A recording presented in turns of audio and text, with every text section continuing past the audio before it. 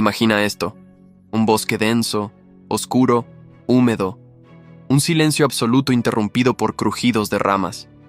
Algo se mueve, algo gigante. No lo ves, pero lo sientes.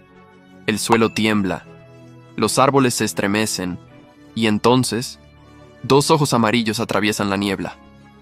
Ha llegado el rey, el verdadero. No es un monstruo de película, es real, y su nombre es Tyrannosaurus Rex.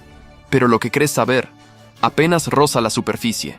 Hoy te contaremos todo: lo épico, lo brutal y también lo que nunca nadie te ha contado. Muchos lo imaginan como un simple dinosaurio grande. Pero el Tyrannosaurus Rex era una máquina de destrucción biológica. Medía hasta 13 metros de largo, más de 4 metros de alto y pesaba cerca de 9 toneladas. Su cabeza era del tamaño de un hombre adulto.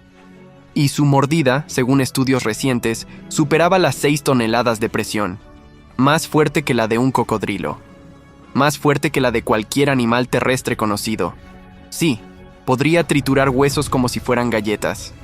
Dato poco conocido: sus dientes no eran simples cuchillos, eran cónicos, curvos y regenerativos.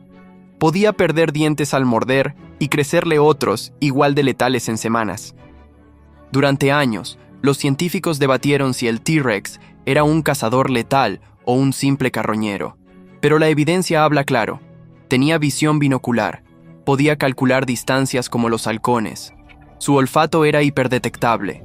El bulbo olfativo del T-Rex era más grande que el de cualquier carnívoro terrestre.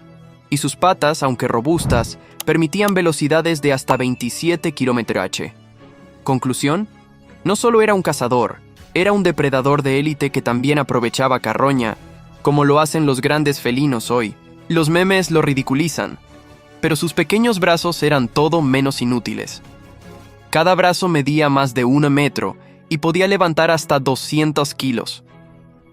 Tenía garras curvas del tamaño de cuchillos de carnicero.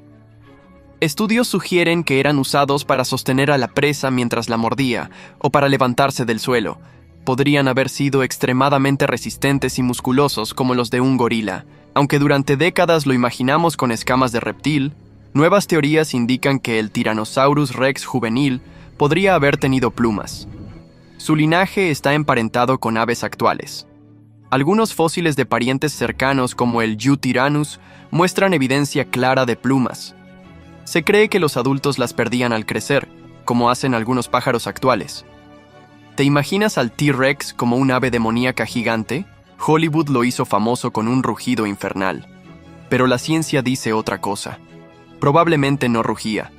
Lo más probable es que emitiera sonidos graves, guturales, similares a los de un cocodrilo o un avestruz, que vibraban a través del pecho y eran sentidos más que escuchados. Dato sorprendente: podía comunicarse a largas distancias sin necesidad de hacer ruido, gracias a frecuencias infrasonoras. No vivía solo. El T-Rex podría haber tenido vida social más compleja de lo que se pensaba. Algunos paleontólogos creen que vivían y cazaban en grupos familiares. Fósiles encontrados en manada apoyan esta idea. Tenían cerebros relativamente grandes para su tamaño corporal, lo que sugiere comportamiento estratégico y adaptativo. El Tyrannosaurus Rex no fue solo el rey de su época. Fue el símbolo máximo del poder, la evolución y la supervivencia. Un depredador tan letal como preciso. Un cazador que moldeó el ecosistema a su alrededor. Un gigante que dominó la tierra, y cuyo rugido, aunque no era como el de las películas, todavía resuena en nuestra imaginación. En el fondo, no es solo un dinosaurio. Es el reflejo del miedo, del respeto y de la maravilla, que sentimos cada vez que imaginamos un mundo donde los gigantes aún caminan. El mundo del Tyrannosaurus Rex. ¿Qué pasaría si un T-Rex apareciera hoy? El aire está quieto. En medio de la sabana africana, un grupo de elefantes se desplaza lentamente hacia un lago. Todo parece en calma, hasta que el cielo se rompe, un destello azul, un rugido lejano. Un portal interdimensional acaba de abrirse, y de él emerge una bestia que no pertenece a este mundo. Ha vuelto. El Tyrannosaurus Rex ha regresado. Antes de ver qué ocurrirá, Conozcamos al protagonista. Un monstruo de 13 metros, 9 toneladas de músculo, hueso y dientes. Una máquina de matar con una mordida capaz de aplastar un automóvil como si fuera papel. El T-Rex no era solo fuerza, era visión, olfato, estrategia, un superdepredador sin rival. Y ahora, está suelto en un nuevo mundo. La sabana africana es hogar de depredadores formidables, leones, hienas, cocodrilos, pero ninguno como el T-Rex. Aquí, solo hay una criatura que podría hacerle frente, el elefante africano. Una mole de 6 toneladas, colmillos gigantes, fuerza bruta. Es inteligente, territorial y no se amedrenta fácilmente. El polvo se levanta en el horizonte. El T-Rex huele. Escucha. Detecta movimiento. Un grupo de elefantes avanza hacia el río. Uno de ellos se separa, más viejo, más lento. Y entonces sucede. El T-Rex ruge. Los pájaros huyen. El elefante se gira. Ambos titanes se miran. No hay marcha atrás. Comienza la batalla más épica jamás vista entre dos gigantes que jamás debieron encontrarse.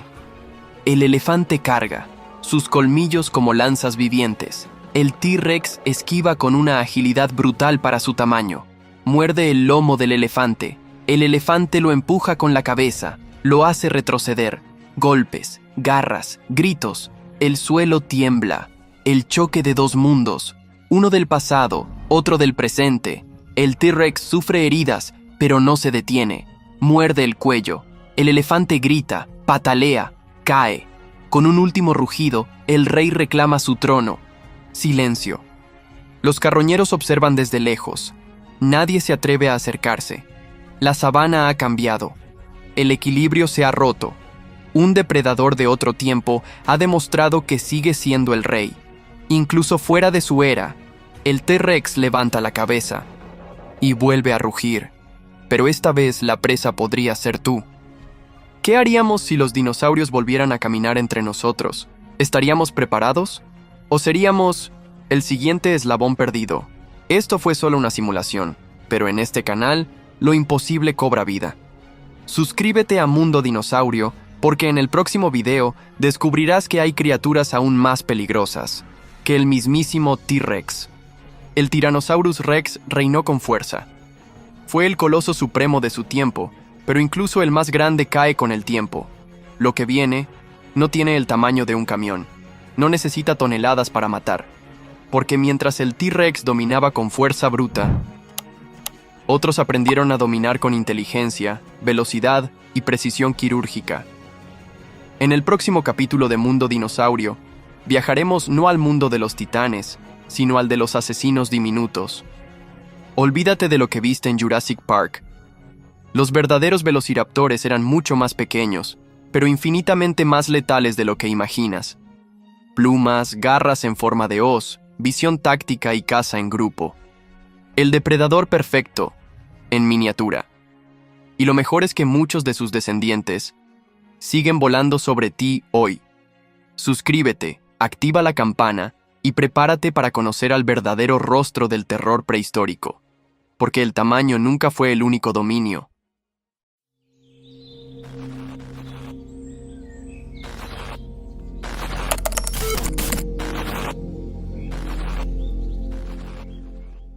¿Y si te dijera que los velociraptores no eran así? Ni enormes, ni escamosos, ni silenciosos. La verdad es más rara y aterradora. El verdadero Velociraptor mongoliensis medía solo 2 metros de largo, pero apenas medio metro de alto. Pesaba como un perro grande, pero tenía garras curvas de 6 centímetros y una inteligencia fuera de serie para su tamaño. Cazaba en grupo, como lobos. Sus ojos estaban orientados al frente, lo que le daba visión estereoscópica. Y aquí viene lo que Hollywood nunca contó. Tenía plumas. Sí, como un pájaro. Pero un pájaro letal. De hecho, muchos paleontólogos creen que el Velociraptor era más parecido a un ave psicópata que a un lagarto gigante. ¿Y sabes lo más escalofriante? Sus parientes aún están entre nosotros. Los halcones, las águilas, incluso las gallinas, descienden del mismo linaje que el Velociraptor. Así que, la próxima vez que mires al cielo, recuerda, Los dinosaurios nunca se extinguieron. Algunos solo aprendieron a volar. Suscríbete para ver el siguiente episodio. El carnívoro más raro del Cretácico, con una boca como un pato.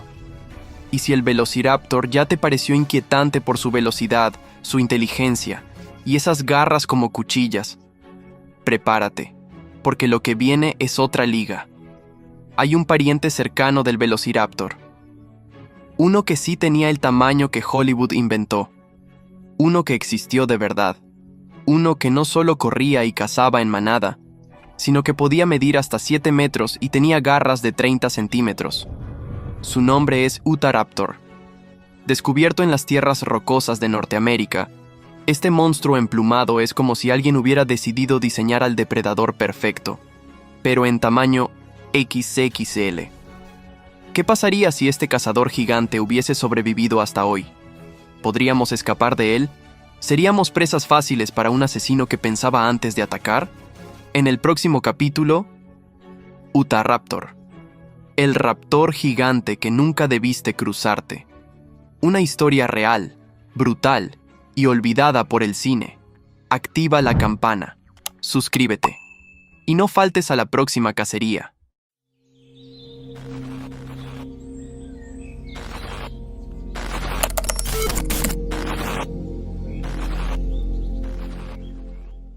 ¿Creíste que los velociraptores de Jurassic Park eran una exageración?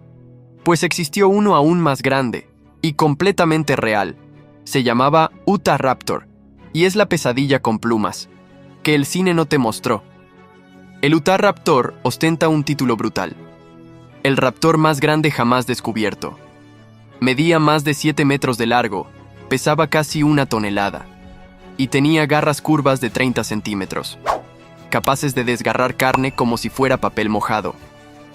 Era rápido, letal, y estaba cubierto de plumas. Sí, plumas.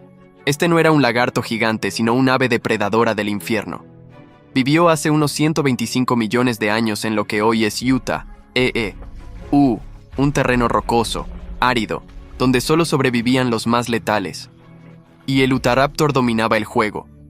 Cazaba en manada. Usaba su garra asesina para saltar sobre su presa, sujetarla y acuchillarla con precisión quirúrgica. No era solo músculo. Tenía un cerebro afilado, coordinación grupal, visión frontal. Era estrategia y violencia combinadas. ¿Y sabes lo más inquietante? Aunque Hollywood nunca lo incluyó en sus películas, el Utahraptor fue descubierto en 1991, justo cuando estaban escribiendo el guión de Jurassic Park. O sea, el monstruo ya existía en la vida real, pero decidieron ignorarlo. ¿Por qué? ¿Demasiado grande? ¿Demasiado real? En cualquier caso, su legado quedó enterrado. Hasta ahora. En el próximo capítulo, te mostraré a un dinosaurio que desafía todo lo que crees saber. Una criatura carnívora, con pico de pato. El depredador más confuso de la historia. Suscríbete. Mundo Dinosaurio apenas comienza. Pero ahora es el turno de algo diferente. Algo tan grande que no cazaba porque no lo necesitaba. Algo que cuando caminaba, el planeta crujía bajo sus patas. Argentinosaurus.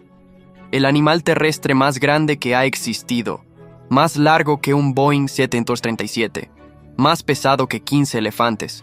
Y sin embargo, tan enigmático como silencioso. Nadie pudo cazarlo. Nadie pudo frenarlo. Y aún hoy, no entendemos del todo cómo era posible su existencia. En el próximo capítulo de Mundo Dinosaurio, te contaré cómo un coloso del sur del mundo se convirtió en una montaña viviente. Capítulo 4. Argentinosaurio. Cuando los gigantes dominaban el mundo.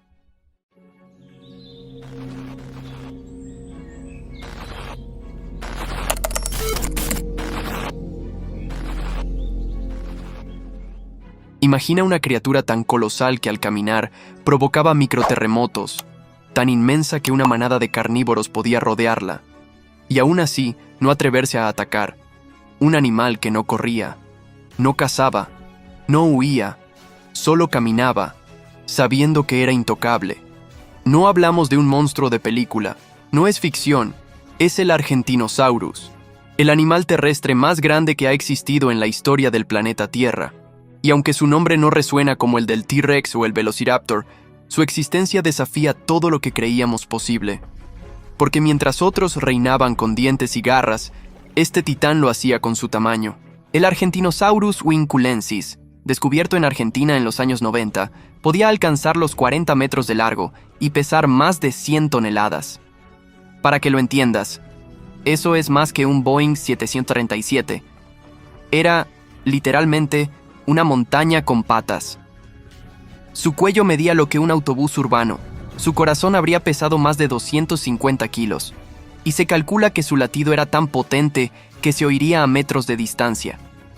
Pero aquí viene lo más impactante. A pesar de su tamaño, su cerebro era del tamaño de una naranja. No necesitaba pensar rápido, solo necesitaba moverse, y todo lo demás se apartaba.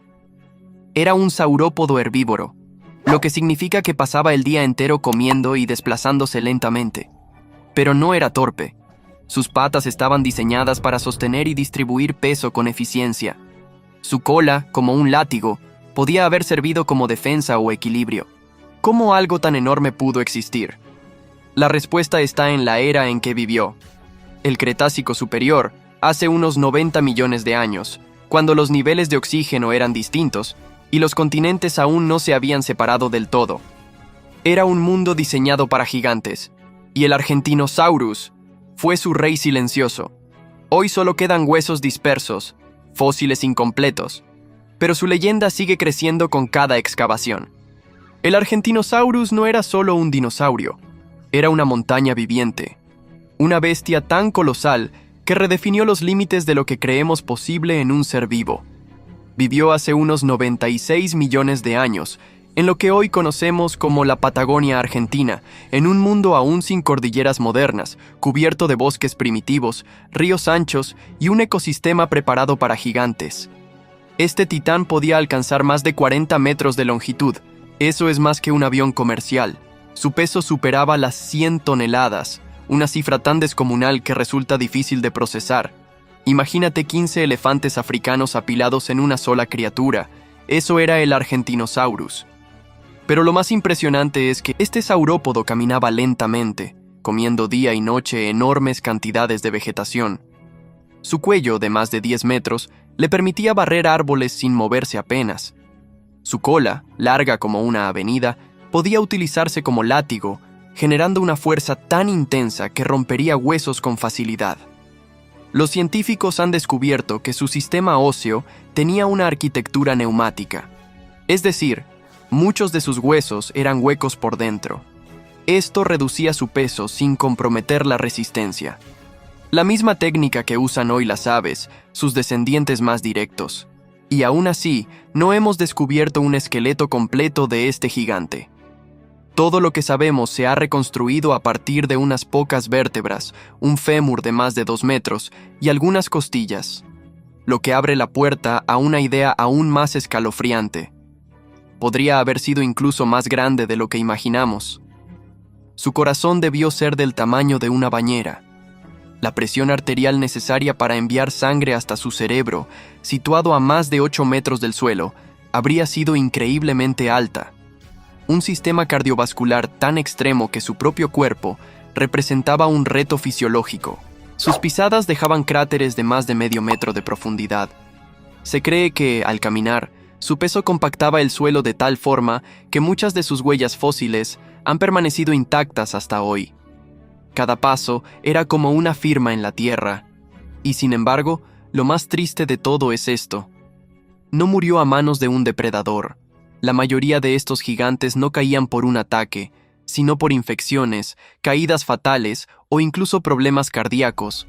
En un cuerpo tan masivo, una pequeña infección podía convertirse en sentencia de muerte.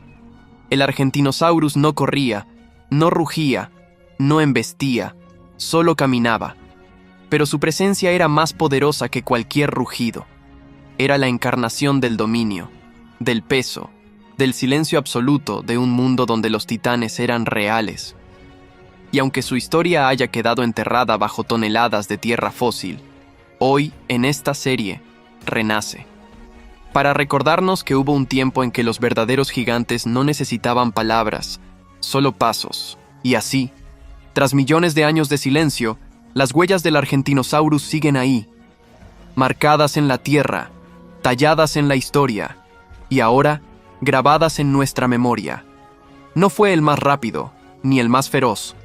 No cazaba, no gritaba, no necesitaba demostrar nada, porque su sola existencia era un acto de poder silencioso.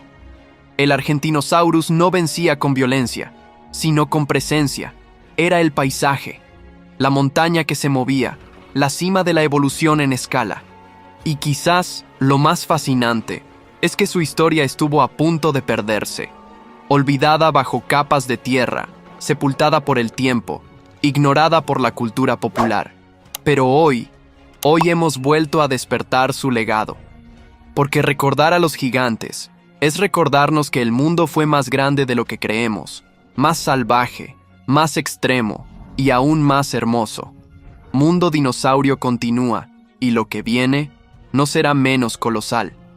Y mientras el eco de sus pasos se desvanece entre la niebla del tiempo, una nueva silueta se asoma en las orillas del pasado. No es un coloso que aplasta la tierra, es un cazador que acecha en el agua.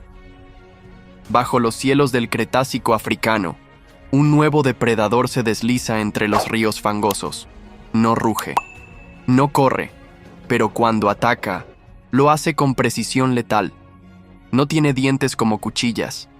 Tiene un hocico largo, estrecho, afilado, como el de un cocodrilo prehistórico. Su nombre es Suchomimus, mitad dinosaurio, mitad pesadilla anfibia. Un carnívoro que no cazaba en la tierra, sino en el agua. En el próximo capítulo de Mundo Dinosaurio, entraremos al territorio de un asesino que nadaba, acechaba y destrozaba a sus presas sin que siquiera lo vieran venir. Suscríbete, activa la campana y prepárate para cruzar el río.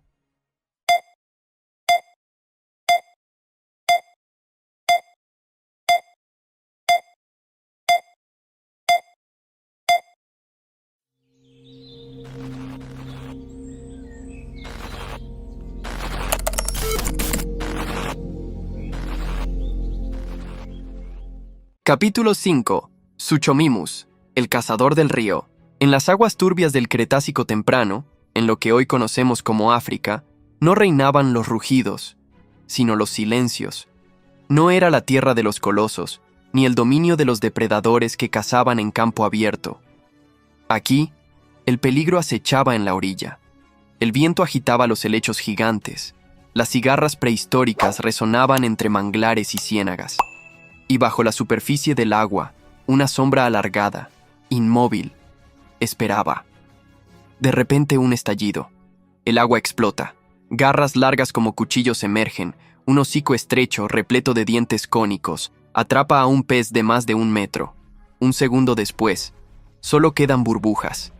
Ese cazador no es un monstruo de cine. No es una leyenda. Es real. Su nombre es Suchomimus, el depredador anfibio que gobernó los ríos hace 125 millones de años. El Suchomimus tenerensis fue un terópodo de la familia de los espinosáuridos. Medía hasta 11 metros de largo y pesaba cerca de 5 toneladas. Su cuerpo era largo y esbelto, adaptado a moverse cerca del agua. Su característica más distintiva era su hocico largo y estrecho, similar al de un cocodrilo, armado con más de 100 dientes cónicos perfectos para atrapar presas resbaladizas como peces. A diferencia de otros depredadores terrestres, su mordida no estaba diseñada para destrozar hueso, sino para sujetar, atrapar y arrastrar presas enteras. Hábitat y zona de vida. Vivió en lo que hoy es Níger, en la región de Teneré. En su época, esta zona no era un desierto, sino una vasta red de ríos, humedales y llanuras de inundación. El Suchomimus patrullaba las orillas como un caimán gigante. Sus huellas fósiles y restos sugieren que pasaba tanto tiempo dentro como fuera del agua. Dieta y caza. Su presa principal eran grandes peces prehistóricos como el Onchopristis, un pez sierra gigante. Pero no se limitaba a peces. podía atacar pequeños dinosaurios herbívoros que se acercaban a beber. Su caza era silenciosa, rápida y precisa. ¿De quién huía? Aunque era un depredador formidable, debía tener cuidado. En el mismo ecosistema vivía el Carcharodontosaurus, un depredador terrestre mucho más grande que podía competir por el territorio. También compartía los ríos con cocodrilos gigantes primitivos y con el temible Sarcosuchus, que incluso podía emboscarlo. Convivencia. El Suchomimus no estaba solo en su nicho, compartía hábitat con el Ouranosaurus, un herbívoro acorazado con vela, Nigersaurus, herbívoro de cuello largo pero pequeño, y con varios espinosáuridos menores. Era un mundo acuático y terrestre en constante equilibrio. A primera vista, el Baryonyx y el Suchomimus parecen casi el mismo animal. Ambos son espinosáuridos, ambos con hocicos de cocodrilo y dieta piscívora, pero las apariencias engañan. Diferencias clave. Tamaño. El Suchomimus podía superar los 11 metros, mientras que el Baryonyx rara vez pasaba de 10. Morfología. El Suchomimus tenía una vela dorsal baja y alargada, el Baryonyx no. Distribución geográfica. El Baryonyx vivió en Europa, Inglaterra y España, mientras que el Suchomimus reinó en África. Ecosistema. El Baryonyx cazaba en ríos más templados y coexistía con dinosaurios como Iguanodon, mientras que el Suchomimus vivía en un ecosistema mucho más hostil, compartido con depredadores mucho más peligrosos como el Carcharodontosaurus y el Sarcosuchus. ¿Quién ganaría en un enfrentamiento? En fuerza bruta, el Suchomimus tenía ventaja por tamaño, pero el Baryonyx era más robusto y probablemente más fuerte en tierra firme. En agua, el Suchomimus era más ágil y adaptado. Sería un combate reñido, pero la ventaja iría al Suchomimus si la batalla ocurría en su terreno. El Suchomimus no era el rey de la tierra, pero sí el amo del río. Cada corriente, cada remolino, cada charco profundo era su dominio. Su silueta acechando bajo la superficie era la última visión que muchos animales veían. Era un depredador paciente, preciso y letal. Una máquina adaptada para el agua en un mundo gobernado por gigantes terrestres. El río era su trono, y él, su soberano silencioso. Suchomimus y Spinosaurus. Dos depredadores, un trono. El Suchomimus y el Spinosaurus no eran simples parientes lejanos. Eran ramas distintas de la misma familia, los spinosáuridos. Ambos eran depredadores semiacuáticos. Ambos tenían hocicos alargados, llenos de dientes cónicos, y ambos estaban adaptados para cazar en entornos fluviales. Pero su relación iba mucho más allá de la anatomía. Compartían un mismo legado, y quizás un mismo conflicto. Parentesco y diferencia de escala, el Suchomimus vivió hace aproximadamente 125 millones de años, en el Cretácico temprano. El Spinosaurus apareció millones de años después, en el Cretácico medio, alrededor de 112,97 millones de años atrás. Aunque compartían antepasados, sus diferencias eran notables. El Suchomimus medía unos 11 metros y pesaba alrededor de 5 toneladas. El Spinosaurus aegyptiacus, por otro lado, podía alcanzar 15 a 18 metros y superar las 8-10 toneladas, convirtiéndose en el depredador carnívoro más grande conocido.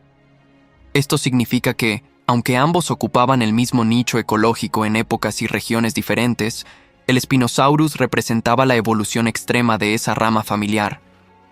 Territorio y distribución. El Suchomimus habitaba en lo que hoy es Níger, dentro de un ecosistema dominado por ríos y llanuras de inundación.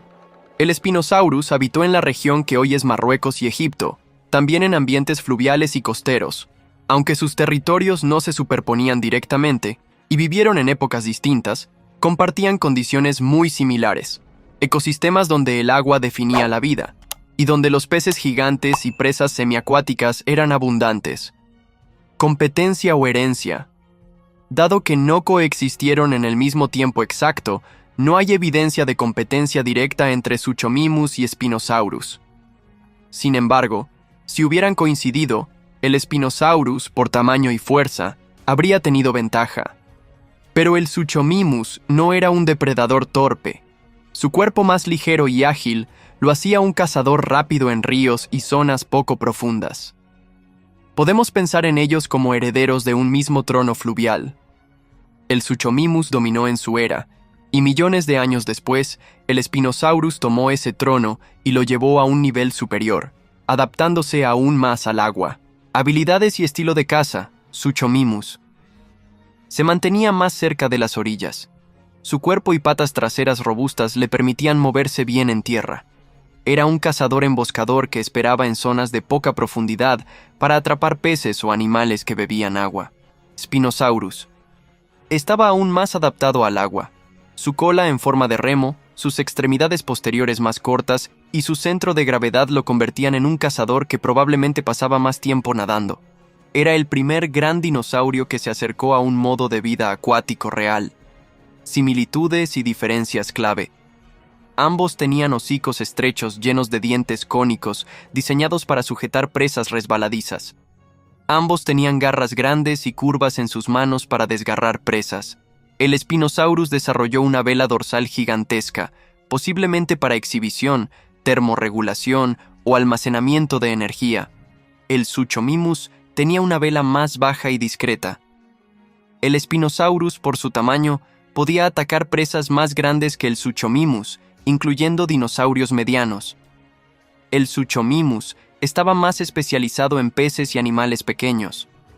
Un legado compartido, el Suchomimus no fue el rival directo del Spinosaurus, pero sí su precursor evolutivo. Podemos imaginar al Spinosaurus como el resultado de millones de años de perfeccionar la estrategia del Suchomimus. Un linaje de depredadores que abandonaron la supremacía en tierra para conquistar el agua, adaptando su cuerpo, su dieta y su territorio. El río fue su reino, y cada uno, en su tiempo, fue el soberano absoluto de ese trono acuático. Pero incluso el rey del río tenía un rival, uno que no caminaba, sino que se arrastraba, uno que no solo cazaba peces, sino cualquier cosa que se acercara a su territorio. En el próximo capítulo, conoceremos al Sarcosuchus, el cocodrilo gigante que podía enfrentar a dinosaurios y ganar. Mundo Dinosaurio continúa.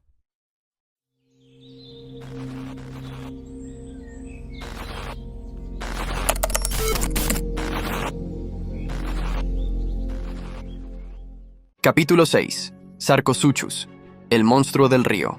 Imagina que estás junto al río, en un mundo donde gigantes caminan por la tierra, aves prehistóricas vuelan sobre tu cabeza, dinosaurios herbívoros beben en la orilla, y todo parece en calma. Pero bajo la superficie, la calma es una mentira. El agua esconde un depredador que no necesita correr, ni rugir, ni exhibirse. Solo espera, paciente, silencioso, letal. De repente, una explosión.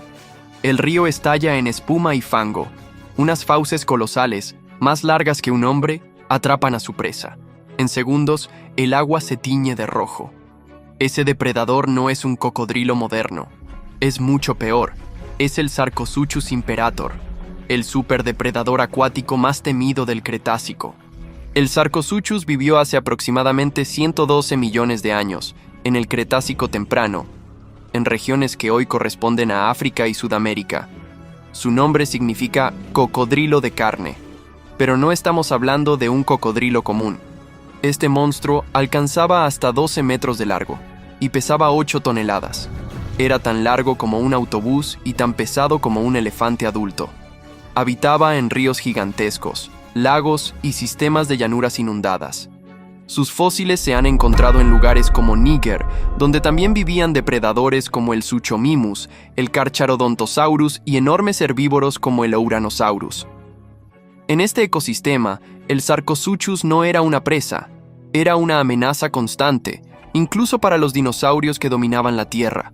El Sarcosuchus estaba diseñado para la emboscada perfecta. Su hocico era largo y estrecho, repleto de más de 100 dientes cónicos, perfectos para atrapar peces gigantes y presas de gran tamaño. Pero su dieta no se limitaba a peces. Se cree que podía atacar a cualquier animal que se acercara demasiado a su territorio, incluyendo dinosaurios jóvenes, animales semiacuáticos y otros reptiles. Sus mandíbulas eran más fuertes que las de cualquier cocodrilo actual, capaces de sujetar presas y arrastrarlas bajo el agua hasta ahogarlas. Su técnica era simple pero letal: esperar, atacar y desaparecer bajo la superficie. El Sarcosuchus compartía su territorio con depredadores formidables. El Suchomimus, que pescaba en los mismos ríos, podía ser tanto competidor como presa potencial si bajaba la guardia. En tierra, gigantes como el Carcharodontosaurus podrían suponer un peligro, pero el Sarcosuchus rara vez salía lo suficiente para exponerse. En su mundo, él era la trampa invisible. Casi nadie se atrevía a enfrentarlo en su propio terreno. El Sarcosuchus no necesitó ser el más grande ni el más rápido. Su fuerza estaba en la paciencia.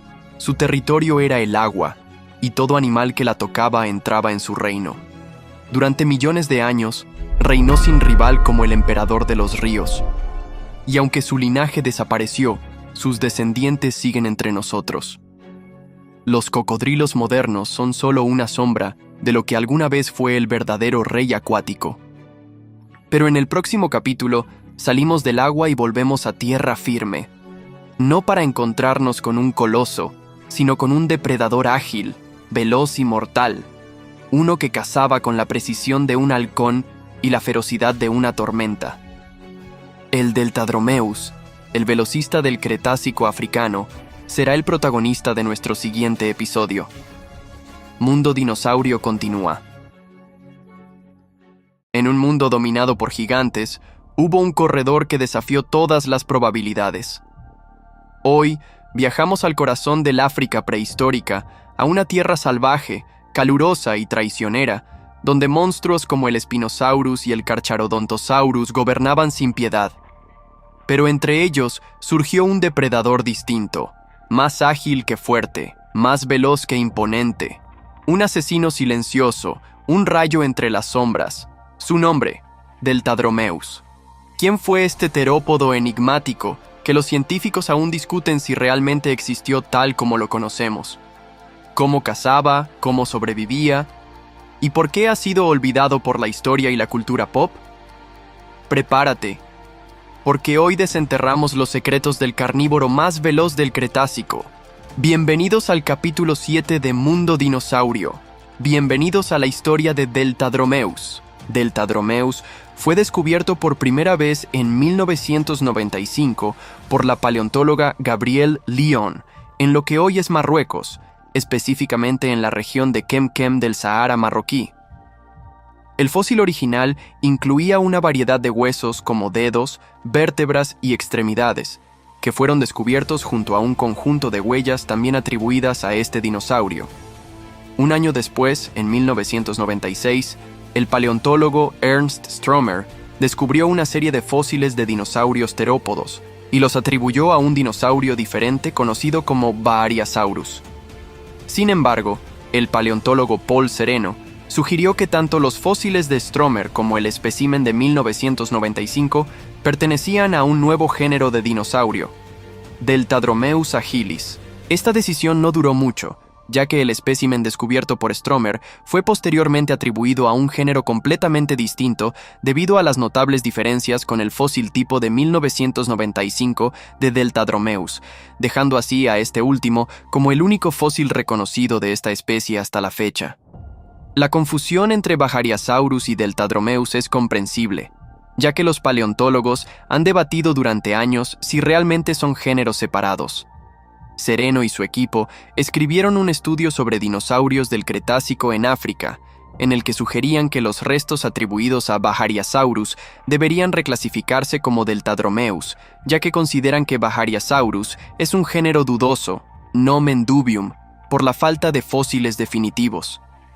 Aún así, hacer comparaciones concluyentes es difícil, ya que ninguno de los dos dinosaurios conserva un cráneo completo. Además, el espécimen tipo de Baariasaurus fue destruido en un bombardeo durante la Segunda Guerra Mundial, y otros fósiles atribuidos a este género son cuestionables. Deltadromeus solo tiene una especie reconocida, Deltadromeus agilis. El nombre proviene del latín delta, en referencia a las formaciones de humedales en los ríos donde vivía, y dromus, que significa corredor, es decir, corredor del delta. Su nombre de especie, agilis, significa ágil.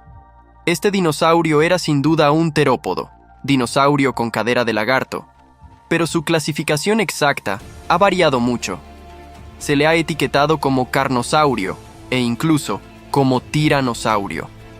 Aunque Sereno lo clasificó originalmente en 1996 de una forma, la mayoría de estudios actuales lo sitúan dentro del grupo de los ceratosaurios, y más específicamente en la familia Noasauridae, parientes primitivos de los abelisáuridos como el Majungasaurus y el Carnotaurus, aunque con cuerpos más tradicionales y mandíbulas distintas. En cuanto a tamaño, según el fósil incompleto de 1995, se estima que Deltadromeus medía unos 8 metros de largo, alcanzaba los 2,4 metros de altura a la cadera y pesaba alrededor de 1 tonelada, similar al peso de un elefante africano promedio. No era pequeño, pero sí lo era en comparación con otros carnívoros del Cretácico africano como Carcharodontosaurus, 13,5 metros, o Spinosaurus, 16 metros, el carnívoro terrestre más grande que jamás haya existido. Entonces, ¿cómo sobrevivía frente a estos gigantes? El secreto no estaba en su tamaño, sino en su forma. Su cuerpo era delgado, mucho menos robusto que el de sus competidores, lo que le permitía alcanzar velocidades de entre 40 y 50 km/h. Por eso a menudo se lo apoda el guepardo de los dinosaurios, y algunos científicos sugieren que fue el dinosaurio más rápido de todos los tiempos. Su velocidad y agilidad eran claves para su estilo de caza. Dado su físico frágil, evitaba combates prolongados. En lugar de dominar a su presa como un depredador más grande, Deltadromeus atacaba rápidamente, debilitando a su objetivo hasta poder darle el golpe final. Tenía patas largas, con 3 garras afiladas, brazos largos con garras potentes y un cuello largo que sostenía un cráneo pequeño con mandíbulas llenas de dientes afilados como cuchillas. Vivió hace unos 95 millones de años, durante el Cretácico tardío, en lo que hoy es el norte de África. En aquella época, el continente era un lugar tropical, con ríos serpenteantes, selvas frondosas y humedales. Competía con otros carnívoros como Carcharodontosaurus y en menor medida con Spinosaurus, aunque este último, según algunos estudios actuales, era más terrestre de lo que se creía. Como no se ha encontrado su cráneo, los científicos no están de acuerdo en cuál era su presa preferida. Algunos creen que atacaba dinosaurios grandes o medianos, como saurópodos o Uranosaurus, mientras que otros opinan que se alimentaba de presas más pequeñas como dinosaurios pequeños, mamíferos o reptiles, para evitar competir con los depredadores gigantes. Hoy en día, Deltadromeus es a menudo ignorado, igual que en su tiempo. Sin embargo, ha aparecido en algunas líneas de juguetes, como Safari Letide, y en la serie de televisión Dinosaur King de 2005, que incluso se preguntaba si Deltadromeus podía nadar estilo pecho. Y la respuesta es sí. Haz con esa información lo que quieras. En resumen, ha tenido una existencia algo triste en el ámbito científico. Su historia está llena de confusiones y debates sobre cómo vivió y cómo debería clasificarse. En la cultura pop ha sido casi completamente olvidado. Pero su capacidad de sobrevivir en un entorno tan hostil es verdaderamente asombrosa. Con su velocidad increíble y sus armas letales, Deltadromeus fue un depredador formidable que merece más respeto y reconocimiento, sobre todo teniendo en cuenta lo mal que le tocó en la historia, y así, como una sombra fugaz entre colosos, el Deltadromeus se abrió paso en un mundo que no perdonaba la debilidad. No tenía la fuerza de un Spinosaurus, ni el tamaño de un Giganotosaurus, pero tenía algo que los demás no: velocidad, astucia y la voluntad de sobrevivir. Hoy, su nombre apenas se escucha entre los rugidos de los grandes depredadores, pero en las arenas olvidadas del Sahara, su huella sigue marcada con fuego, porque a veces no hace falta ser el más grande para dejar la marca más profunda. Pero esto apenas comienza. En el próximo capítulo, dejaremos atrás a los dinosaurios y entraremos en una nueva era. Una era de fuego, de hambre, de dioses y muerte. Una sabana prehistórica donde no había monstruos, sino algo aún más temible: el inicio de nosotros. Capítulo 8. Los homínidos, los primeros humanos, la lucha por la supervivencia y los orígenes de una especie que cambiaría el destino del planeta para siempre. Suscríbete y activa la campana. El viaje evolutivo está por comenzar. Hace 6,3 millones de años, la Tierra era un lugar salvaje y cambiante. Grandes mamíferos dominaban la Tierra y nuestros ancestros apenas empezaban a distinguirse de otros primates. En las sabanas y bosques de África, pequeños grupos de homínidos se desplazaban buscando alimento y refugio. Su vida era nómada. Seguían las estaciones, cazaban animales pequeños, recolectaban frutos y raíces y dependían por completo de la naturaleza. La comunicación era limitada, basada en gestos, sonidos y expresiones faciales, pero suficiente para cazar en grupo y advertirse de los peligros. No existían herramientas complejas, pero algunas piedras afiladas y huesos eran utilizados para cortar carne o romper nueces. Era el inicio de una inteligencia que cambiaría el mundo. Este fue el comienzo de la historia humana, un tiempo de adaptación, resistencia y aprendizaje, en un planeta que exigía fuerza, astucia y unidad para sobrevivir. El clima en aquel tiempo estaba lejos de ser estable. Las estaciones podían cambiar drásticamente, transformando bosques verdes en terrenos secos en cuestión de meses. Esto obligó a nuestros ancestros a adaptarse constantemente, moviéndose hacia zonas donde el agua y la comida fueran más abundantes. Durante estos desplazamientos, se enfrentaban a depredadores mortales, dientes de sable acechando entre la hierba alta, cocodrilos gigantes en los ríos, e incluso enormes aves carnívoras capaces de atacar a las crías. Pero la mayor amenaza no siempre venía de fuera. La competencia por recursos entre grupos de homínidos podía generar enfrentamientos. Las alianzas eran frágiles, y solo aquellos que aprendían a cooperar lograban sobrevivir. En esta lucha constante, poco a poco fueron perfeccionando técnicas instintivas de caza y defensa, observando a otros animales y adaptando sus estrategias. La inteligencia empezaba a ser su mejor arma, aunque aún estaba en su etapa más primitiva. Y mientras el tiempo pasaba, sin que ellos lo supieran, cada decisión, cada migración y cada aprendizaje estaba escribiendo el primer capítulo de la historia de la humanidad. Con el paso de los años, los grupos de nuestros ancestros comenzaron a cambiar. Ya no eran simples conjuntos de individuos que se movían al azar. Poco a poco, surgían los primeros signos de jerarquía. No existían leyes ni reglas escritas, pero la fuerza, la experiencia y la astucia daban autoridad. Algunos individuos, normalmente los más hábiles para conseguir alimento o proteger al grupo, comenzaban a ocupar un lugar de liderazgo.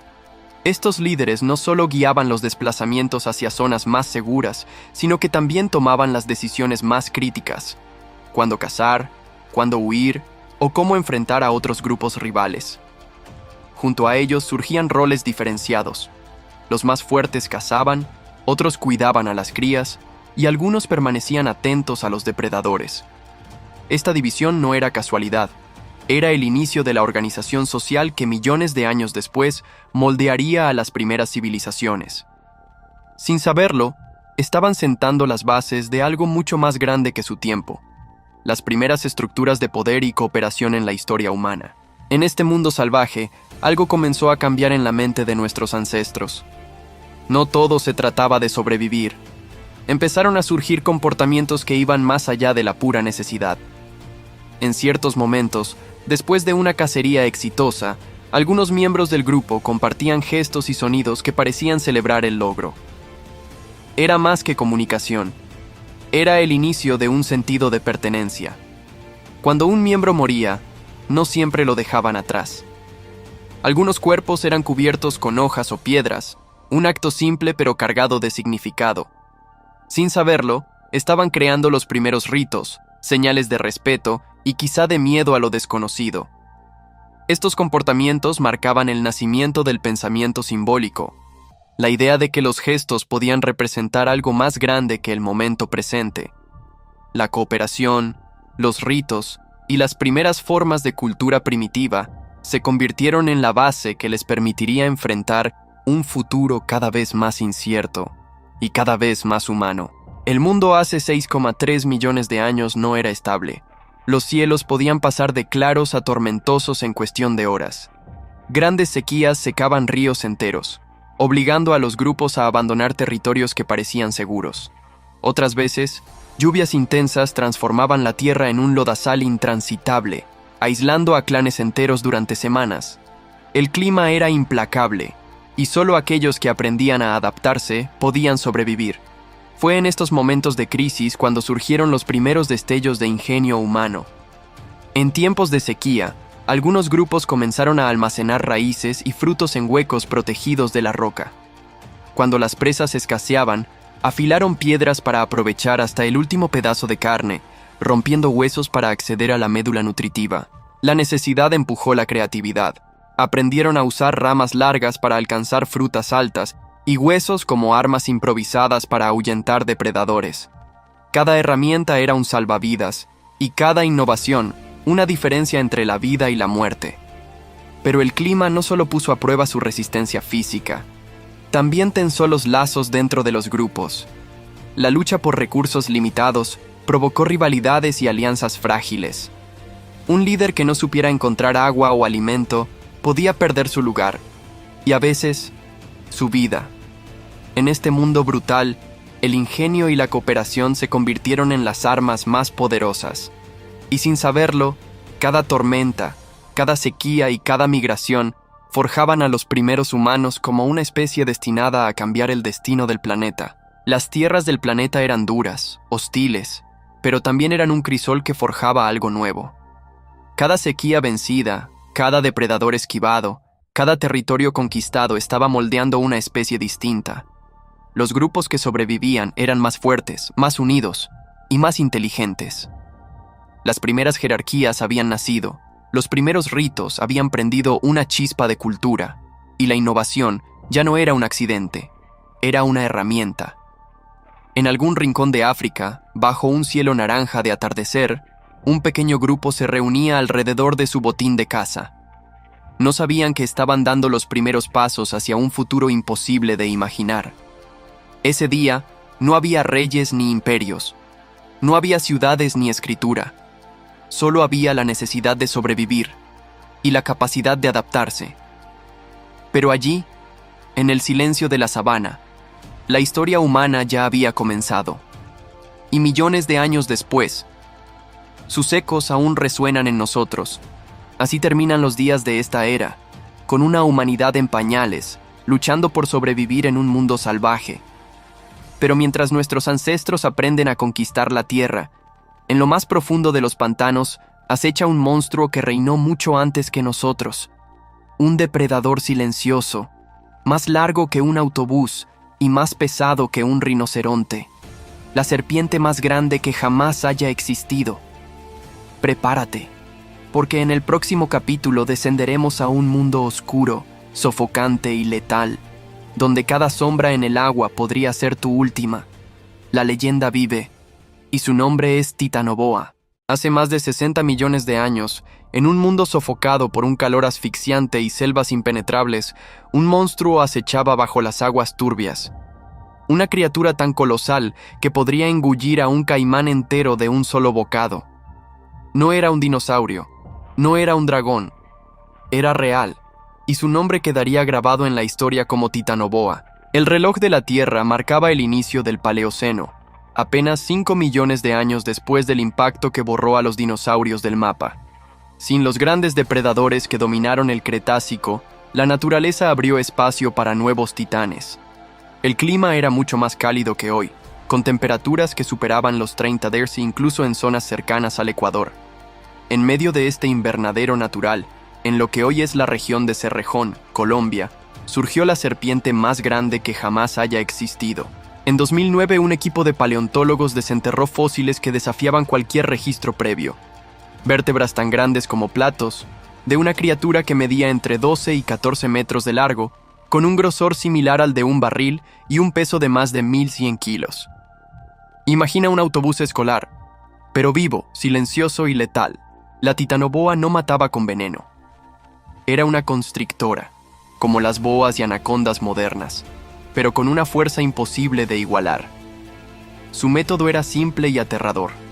Emboscaba desde el agua, se enrollaba alrededor de su presa y apretaba con tal fuerza que detenía el flujo sanguíneo y el aire en segundos. Entre sus presas se encontraban enormes peces, tortugas gigantes y cocodrilos primitivos de más de 3 metros. La existencia de la titanoboa es también una pista sobre el clima del pasado. Para que una serpiente alcanzara ese tamaño, la temperatura debía ser más alta de lo que conocemos hoy, ya que los reptiles dependen del calor externo para mantener su metabolismo activo.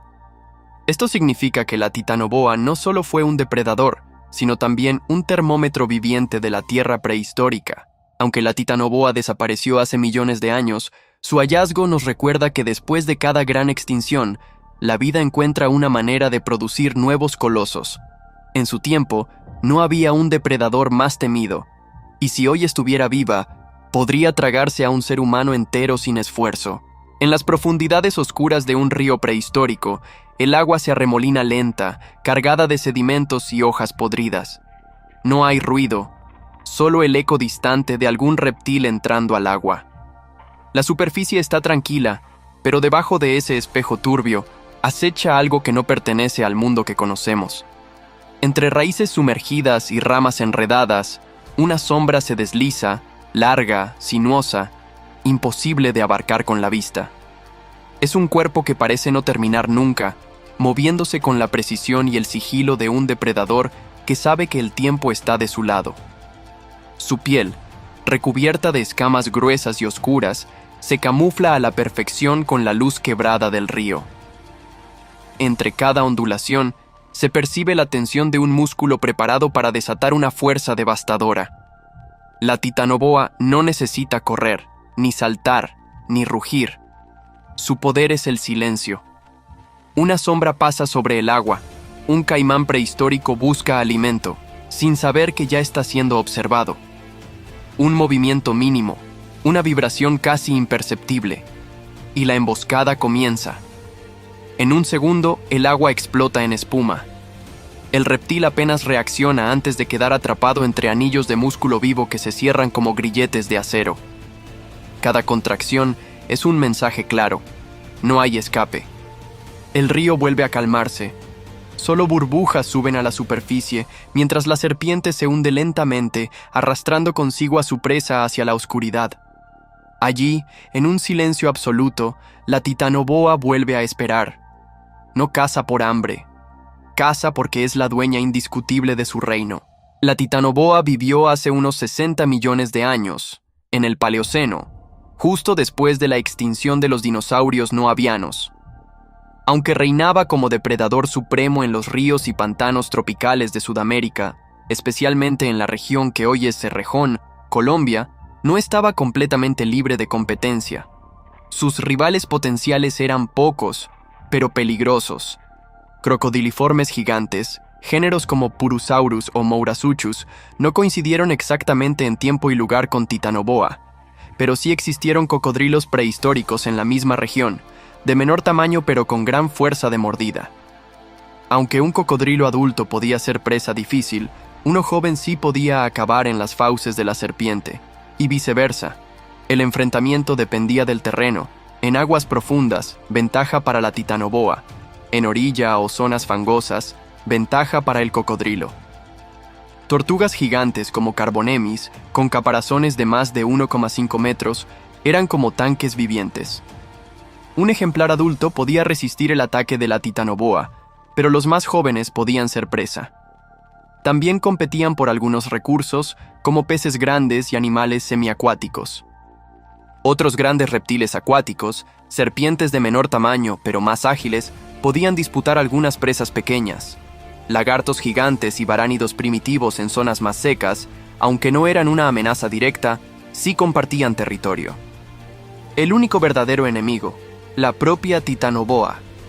Como ocurre con muchos depredadores ápice, el mayor riesgo para una titanoboa joven era otra titanoboa adulta. La competencia por territorio y alimento podía llevar a enfrentamientos mortales. La presa favorita de la titanoboa eran sin duda los peces gigantes de agua dulce, especialmente los Fractocephalus, antepasados de los actuales bagres o peces gato, pero que podían alcanzar más de 1,5 metros de longitud. La razón es sencilla. Eran abundantes en los ríos cálidos y caudalosos del Paleoceno. Su gran tamaño aportaba mucha energía por captura, ideal para un depredador que podía pasar semanas digiriendo. El ataque era rápido y silencioso. La titanoboa acechaba bajo el agua, detectaba las vibraciones y en un latigazo de su cuerpo atrapaba al pez, constriñéndolo hasta inmovilizarlo. Ocasionalmente, también cazaba tortugas juveniles y reptiles semiacuáticos, pero los peces eran su menú predilecto, su fuente constante de alimento y la base de su dominio en el ecosistema. La titanoboa no necesitaba ser rápida, solo inevitable. Y en aquel mundo caluroso y húmedo, fue la indiscutible reina de los ríos. Pero su reinado es solo una página de nuestra historia prehistórica. Porque en el capítulo 10 viajaremos mucho más al norte, hacia lo que hoy es Canadá, para encontrarnos con un depredador terrestre que dominó las llanuras cretácicas, el Albertosaurus. Más ligero que un T-Rex, pero igual de mortal, este cazador de precisión nos mostrará cómo la velocidad y la inteligencia podían ser tan letales como la fuerza bruta. Ya está disponible la nueva encuesta en el canal Mundo Dinosaurio. Queremos que tú elijas cuál será nuestro próximo documental de 30 minutos. Ve ahora a la sección Publicaciones del canal y vota por tu favorito. El Triásico, El amanecer de los dinosaurios, Spinosaurus, El depredador supremo, Quetzalcoatlus, El señor de los cielos prehistóricos, El meteorito que acabó con los dinosaurios. Tu voto decide qué historia épica contaremos y quién será el próximo protagonista de nuestra gran aventura. Vota ahora en las publicaciones del canal y haz que tu dinosaurio favorito gane. Hace 70 millones de años, en lo que hoy es Canadá, un depredador recorría ríos helados y bosques de coníferas en busca de carne fresca, el Albertosaurus. No era el más grande, pero sí uno de los más eficientes. Su cuerpo delgado, casi aerodinámico, le daba una ventaja crucial: velocidad. Podía lanzarse en una carrera corta y brutal, antes de que su presa entendiera lo que estaba ocurriendo. Medía alrededor de 9 metros y su mordida, aunque menos potente que la del T-Rex, estaba diseñada para cortar carne con rapidez. Cada uno de sus más de 60 dientes, curvados y afilados, funcionaba como un cuchillo de caza, perfectos para desgarrar músculos y tendones. Esto le permitía herir gravemente a sus víctimas y luego seguirlas hasta que el agotamiento las derribara. Restos fósiles encontrados en un mismo yacimiento sugieren que este depredador no siempre cazaba solo. Algunos científicos creen que podía formar grupos para enfrentar presas enormes, como hadrosaurios de varias toneladas. La idea de varios Albertosaurus moviéndose juntos, comunicándose con rugidos graves y pasos sincronizados, transforma a este dinosaurio en un cazador cooperativo letal. En los inviernos interminables del Cretácico tardío, cuando la nieve cubría la tierra y la comida escaseaba, su olfato podía guiarlo hasta un animal muerto a kilómetros de distancia. Allí no había segundas oportunidades. Cazador y presa jugaban una partida donde solo uno sobrevivía. El Albertosaurus, con su agilidad, estrategia y hambre implacable, casi siempre tenía la última palabra. El Albertosaurus vivía en un mundo en constante cambio. Los mares interiores retrocedían, dejando vastas llanuras donde manadas de herbívoros vagaban en busca de alimento. Entre ellos, hadrosaurios como el Edmontosaurus y ceratopsios armados con cuernos y escudos óseos. Para enfrentarse a estas presas, el Albertosaurus desarrolló una estrategia basada en la oportunidad.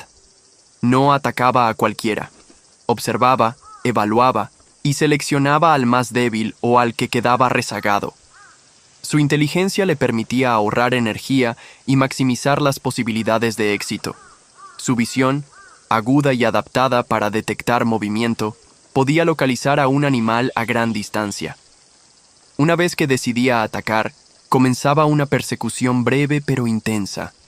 La presión de su peso, combinado con sus garras traseras, podía derribar a un animal más pequeño con un solo impacto.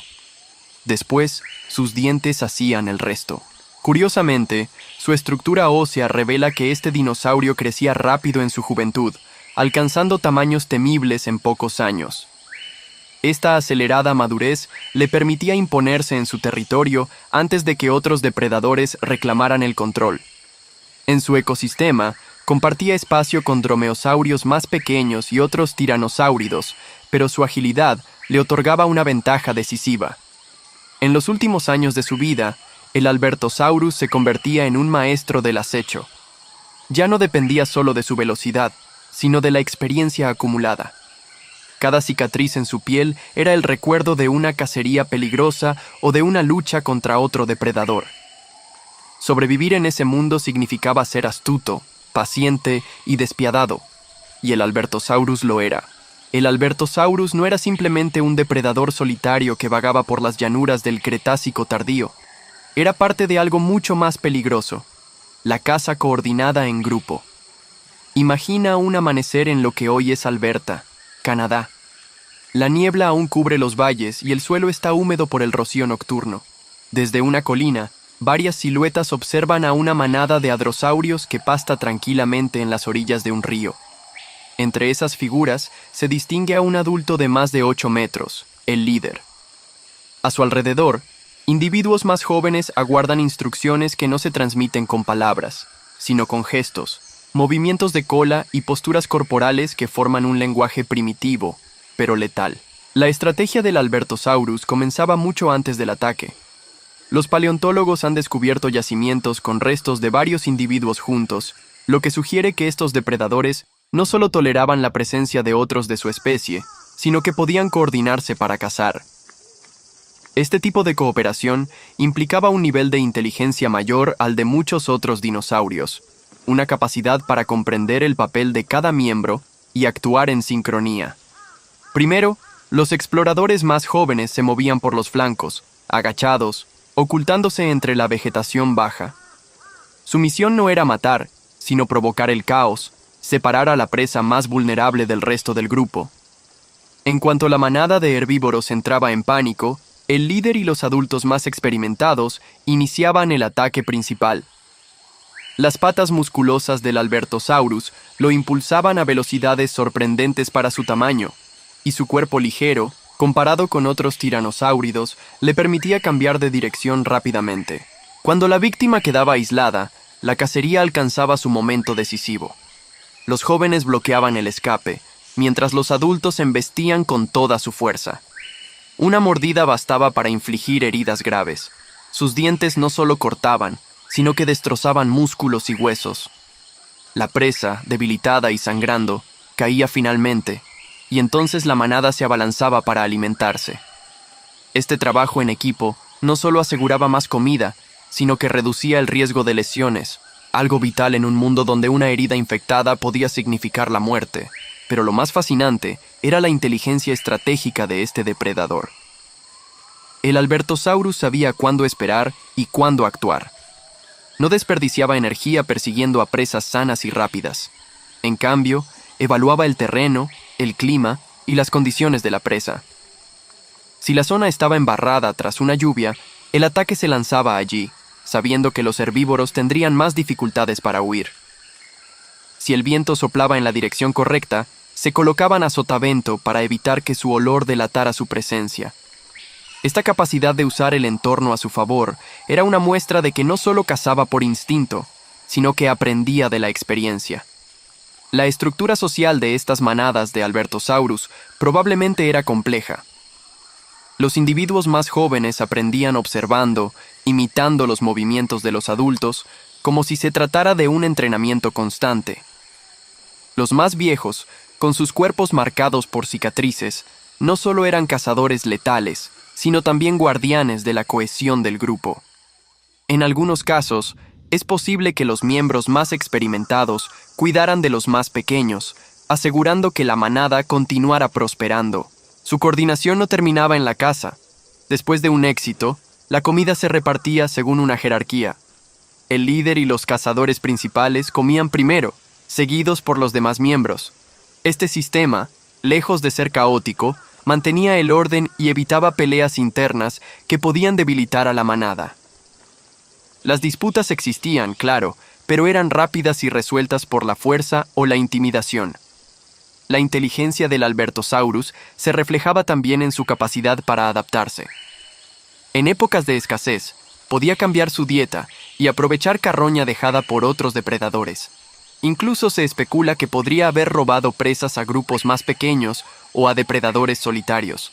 aprovechando su número y fuerza para intimidar y desplazar a competidores. Este oportunismo le garantizaba sobrevivir en un ecosistema repleto de desafíos. En el territorio del Albertosaurus, nada estaba a salvo. Incluso los herbívoros más grandes, como algunos ceratopsios armados con cuernos imponentes, podían ser blanco de un ataque bien planeado. La estrategia contra ellos era distinta: desgaste. Atacaban en oleadas, mordiendo y retrocediendo, hasta que el cansancio y las heridas acumuladas hacían que el gigante cayera. Los restos fósiles encontrados en lo que alguna vez fueron riberas indican que el Albertosaurus conocía bien las rutas migratorias de sus presas. Podía seguir a las manadas durante semanas, atacando en el momento más favorable.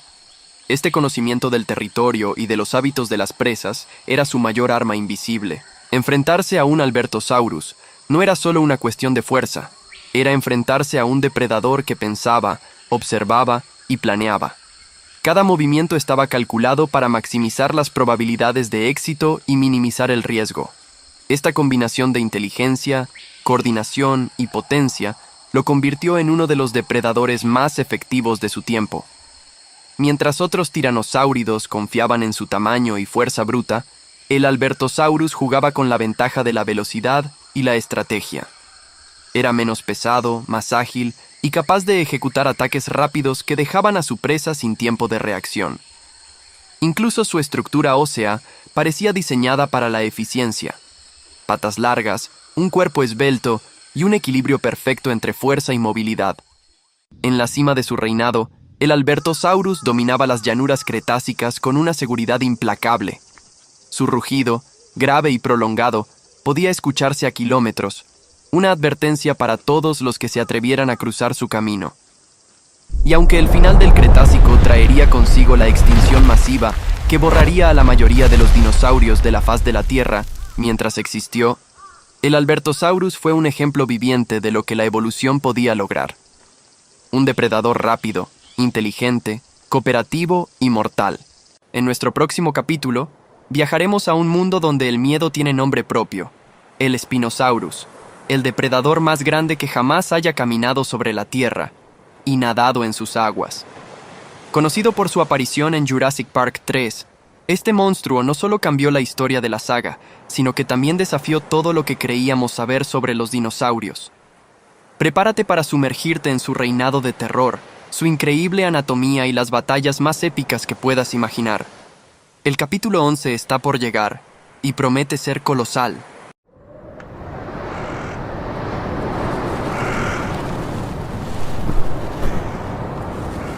Quetzalcóatlus, un pterosaurio volador gigantesco, de 10 metros de envergadura de ala a ala, es el indiscutible rey de los cielos del Cretácico tardío.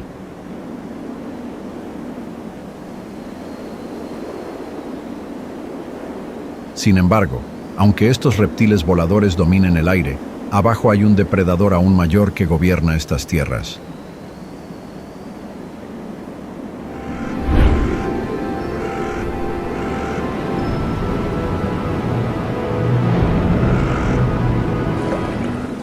Spinosaurus.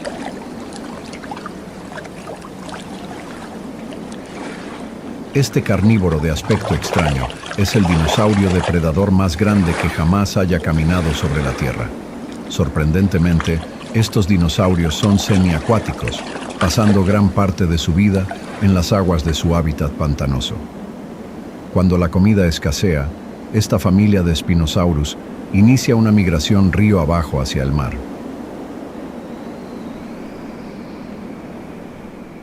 Este exuberante y verde paraíso pantanoso se convertirá algún día en los áridos desiertos egipcios del norte de África, pero por ahora es hogar de una gran abundancia de vida, incluido el poderoso Spinosaurus. Muchos grandes depredadores muestran cuidado parental hacia sus crías, lo que ayuda a garantizar su supervivencia. Y estas crías saben bien que no deben alejarse demasiado de sus padres, aunque un día se convertirán en algunos de los depredadores más temibles de la Tierra. Por ahora, mientras son jóvenes, son muy vulnerables a otros depredadores. El viaje es largo, por lo que, en cada oportunidad, la familia de Spinosaurus aprovecha para descansar y alimentarse. cuando el Spinosaurus se alimenta, tiene una pequeña desventaja. Sus mandíbulas son relativamente débiles y sus dientes son cónicos, a diferencia de otros dinosaurios depredadores como el Tyrannosaurus o el Allosaurus. Sus dientes no están diseñados para triturar o desgarrar carne, sino para simplemente sujetar a su presa. Por eso, cuando el Spinosaurus atrapa una presa demasiado grande para tragar entera, sacude violentamente la cabeza para desgarrarla o utiliza las grandes garras de sus brazos delanteros para desgarrar la carne. Afortunadamente para esta cría, el pez que ha logrado atrapar es del tamaño justo para tragarlo de un bocado. Esto debería alimentarlo al menos hasta que él y su familia lleguen al mar. El Spinosaurus no es el único depredador que caza en este territorio. Hay otros grandes cazadores, como el Quetzalcoatlus, que detecta a sus presas desde cientos de metros en el aire. Pero, como están a punto de descubrir estos enormes pterosaurios, hay otro gran depredador en la zona. Mientras descienden, los Quetzalcoatlus obtienen una mejor vista de los visitantes. Carcharodontosaurus, el lagarto de dientes de tiburón.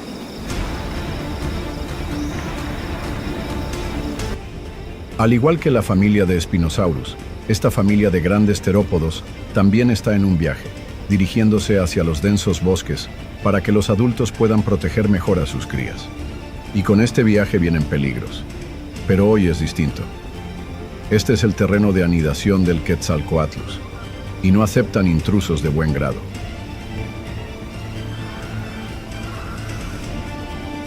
Aunque la mayoría de los pterosaurios prefieren comer peces, el Quetzalcoatlus es lo suficientemente grande como para alimentarse también de pequeños vertebrados terrestres como lagartos, pequeños mamíferos e incluso crías de dinosaurio.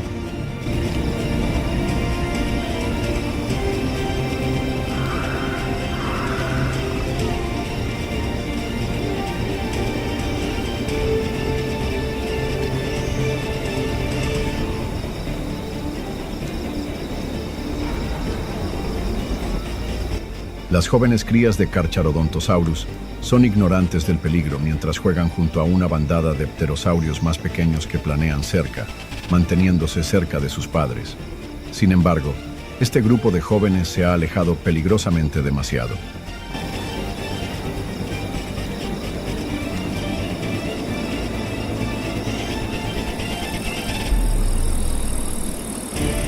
Un joven Carcharodontosaurus ha sido capturado por un Quetzalcoatlus.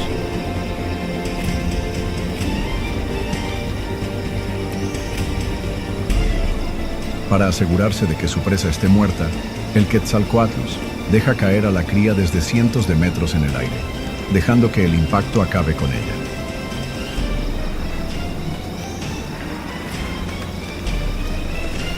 La ignorancia del joven terópodo le ha costado la vida.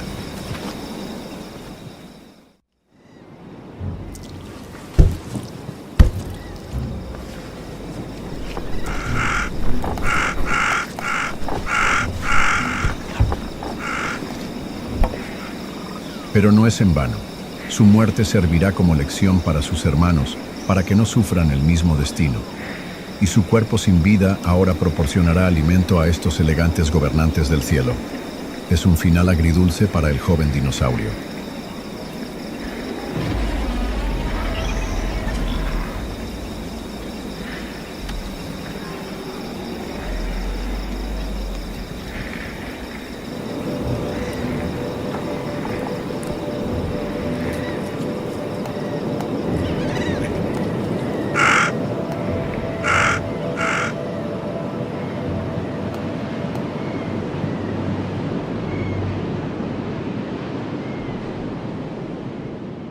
Pero esta no es más que una historia dentro de un vasto mundo de conflictos y supervivencia.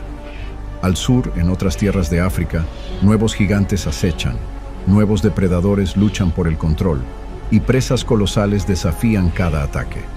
Historias de cacerías imposibles, alianzas insospechadas y batallas que marcaron el destino de la era cretácica. Capítulo 12. Historias cretácicas en África. Prepárate para adentrarte en un territorio donde cada sombra puede ocultar un depredador, donde las aguas esconden peligros invisibles y donde la ley de la naturaleza se escribe con garras y colmillos.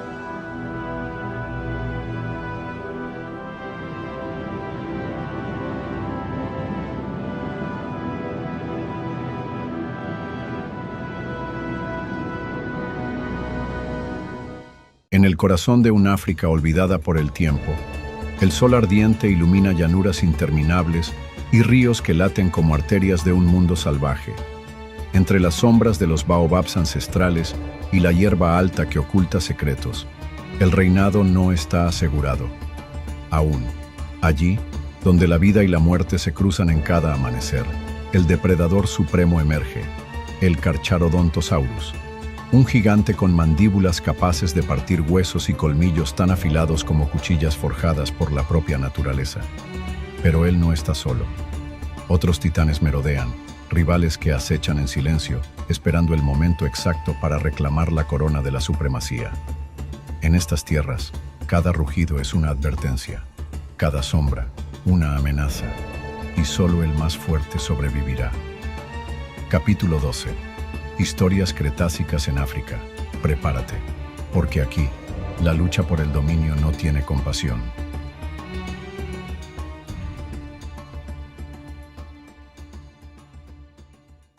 En las sombras acecha el Carcharodontosaurus, el depredador ápice de estas tierras. Con dientes como cuchillas, de más de 30 centímetros, este titán de 12 metros es el terror de la estación seca.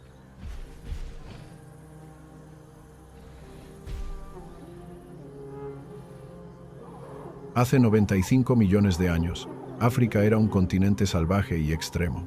La vida dependía de las estaciones, y al final de la estación seca, la lucha por sobrevivir alcanzaba su punto más dramático.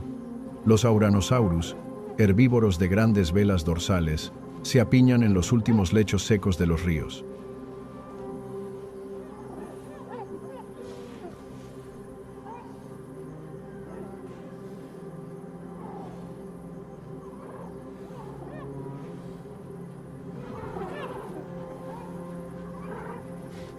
Son vulnerables, y los depredadores lo saben. Pero aquí, en los pantanos de Kem-Kem, gobierna otro monstruo. Una vasta sabana africana reseca, la tierra cuarteada por el calor. Se ven manadas de Ouranosaurus avanzando en fila, el polvo se levanta con cada paso en la estación seca, la sabana africana se convierte en un desafío implacable.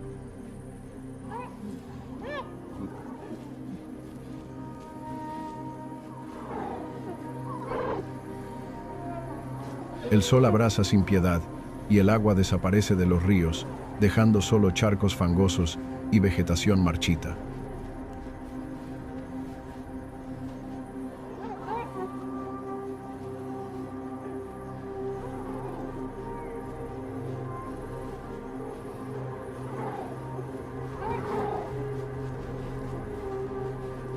Los Ouranosaurus, herbívoros de hasta 7 metros de largo, se desplazan en manadas organizadas. Su supervivencia depende de la estrategia colectiva.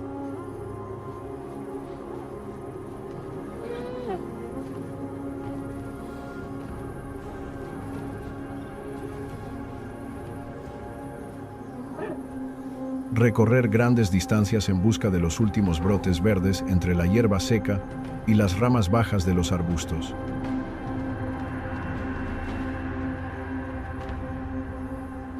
En el atardecer de la estación seca, la vida y la muerte se entrelazan en un paisaje marcado por la escasez. El Carcharodontosaurus, el depredador supremo de estas llanuras, aprovecha hasta la última presa abatida. Su tamaño colosal, de más de 12 metros, lo convierte en el auténtico rey de estas tierras abrasadas. Aquí, la muerte del Ouranosaurus representa la supervivencia del carnívoro.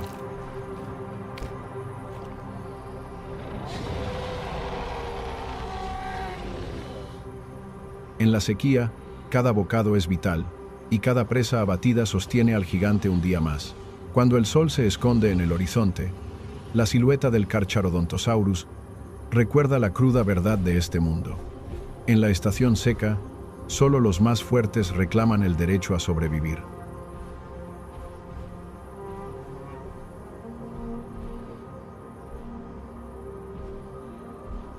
El Carcharodontosaurus es más que un depredador. Es el regulador supremo del ecosistema. Con más de 12 metros de longitud y mandíbulas armadas con dientes tan largos como cuchillos, su presencia asegura que los grandes herbívoros nunca dominen en exceso la sabana.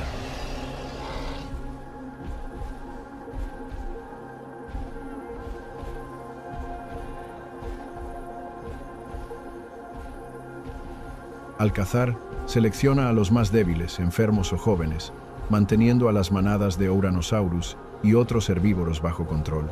Así, sin saberlo, este titán carnívoro favorece la supervivencia de los más fuertes y permite que la vegetación no sea devorada sin medida. En la estación seca, su papel es aún más crucial.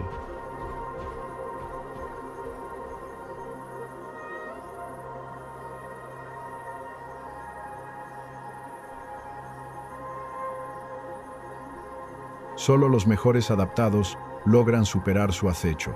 Y cuando la temporada de lluvias devuelve la abundancia, el Carcharodontosaurus se convierte en un recordatorio vivo de que, en la naturaleza, la fuerza y el equilibrio van de la mano.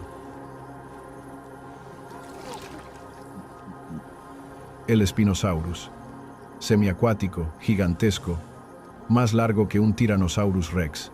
Su hogar son los ríos, donde peces enormes se convierten en su banquete.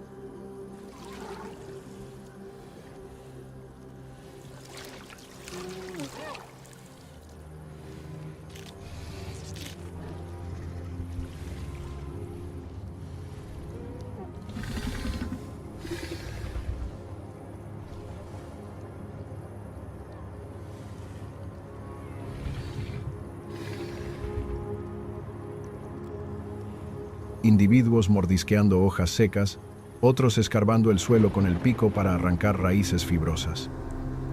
En tiempos de abundancia, se alimentan de plantas tiernas y abundantes helechos. Pero en la estación seca, se ven obligados a aprovechar cada recurso: cortezas, ramas leñosas y raíces endurecidas que otros herbívoros no pueden digerir. La manada avanza hacia un oasis reducido, rodeado de árboles dispersos. Los grandes grupos ofrecen protección mutua. Mientras algunos se alimentan, otros vigilan el horizonte, atentos a las sombras de los depredadores. La cooperación es su mayor defensa frente a un mundo hostil, pero no todos sobreviven. En la estación seca, los más débiles caen primero, y la sabana recuerda a todos que aquí la vida pende de un hilo.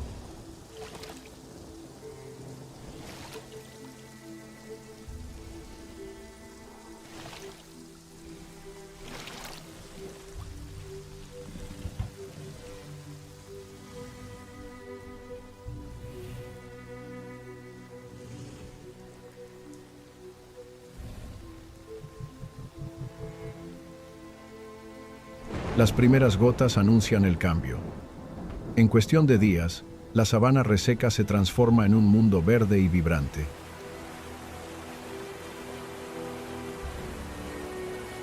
Los ríos vuelven a rugir, y las cataratas caen con una fuerza imponente, trayendo vida a cada rincón.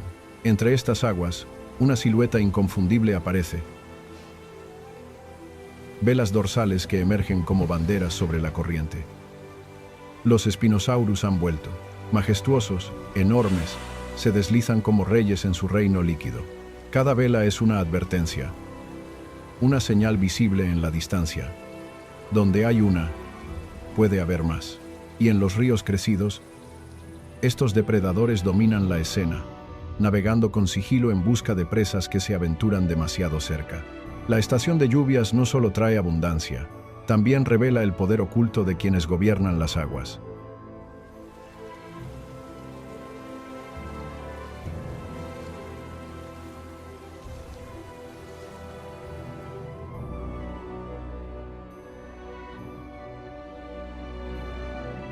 En medio del rugido de los ríos crecidos y del bullicio de la vida que despierta con la lluvia, los Spinosaurus revelan otra faceta de su grandeza. Imponentes, colosales, dueños del agua y de la tierra, también saben detenerse. Bajo el sol que rompe las nubes, sus cuerpos titánicos emergen de la corriente y buscan la calma. Allí, sobre la orilla húmeda, se tumban majestuosos, extendiendo sus velas para absorber el calor de la vida misma. Y entonces ocurre la escena más inesperada, la más sagrada. Un Spinosaurus se yergue sobre su propio nido.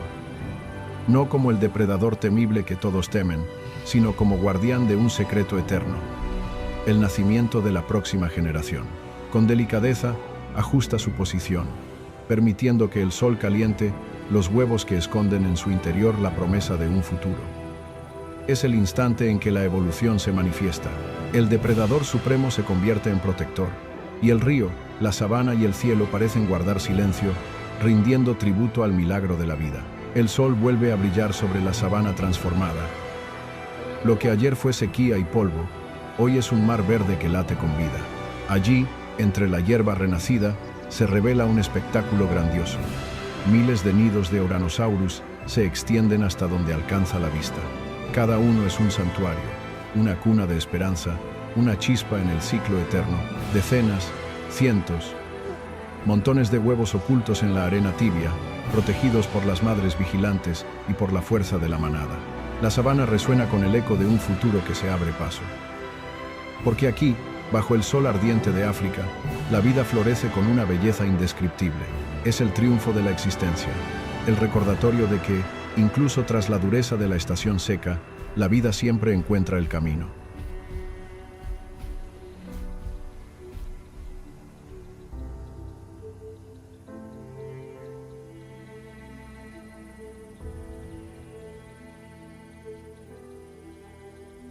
El Spinosaurus, amo de los ríos, se abre paso entre las aguas turbulentas de la estación de lluvias. Con su cuerpo colosal y sus mandíbulas repletas de dientes cónicos, atrapa un enorme pez prehistórico, desgarrándolo bajo el rugido del río desbordado. Es un depredador imponente, el señor de los pantanos del Cretácico africano. Pero esta historia no termina aquí. Prepárense, porque en el capítulo 13 descubriremos al otro gran titán de estas tierras.